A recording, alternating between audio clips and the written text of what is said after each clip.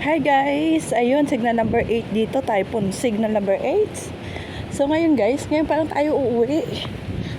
So ungay natin ang Bagyo. Actually, malapit lang naman yung bahay ng boss ko. Dito lang. Tapos doon lang ako galing sa Island Resort. Ayan. Alam nyo ba guys, kakatapos lang ng bagyong signal number 10.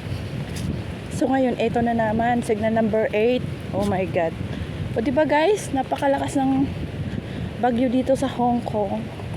Ang masistika dito guys, pag ganito malakas yung bagyo, nagsha-shutdown lahat ng mga transportation. Gaya ng bus, taxi, train. So ayan guys, mga naka-standby sila.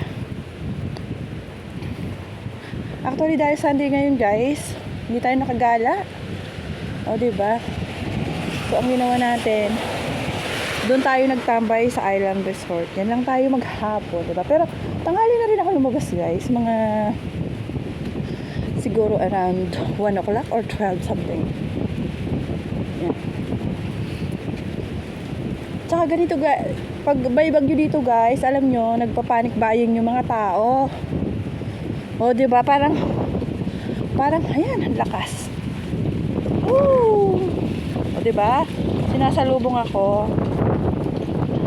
Pag ganito kalakas sa mga bagyo, nagpapanik buying na yung mga tao. Takot na silang magutom. Oh my God. Hindi naman kayo magugutom. Tsaka guys, eto, ganito sila. O diba? Ganito sila kahanda. Nilalagyan nila ng maraming X. O diba? Parang X mo lang. Ayan. O. Ganito pag bagyo dito. Nilalagyan nila ng mga XX yung mga salamin.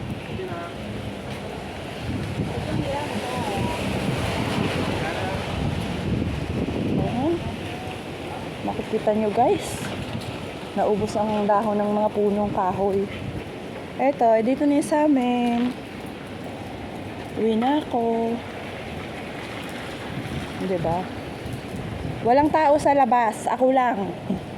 Kukunti. Walang tao kasi lakas ang bagyo. Walang masyadong tao. Ang mga tao nasa loob ng bahay.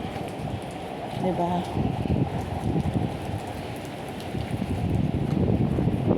Pagod ako guys.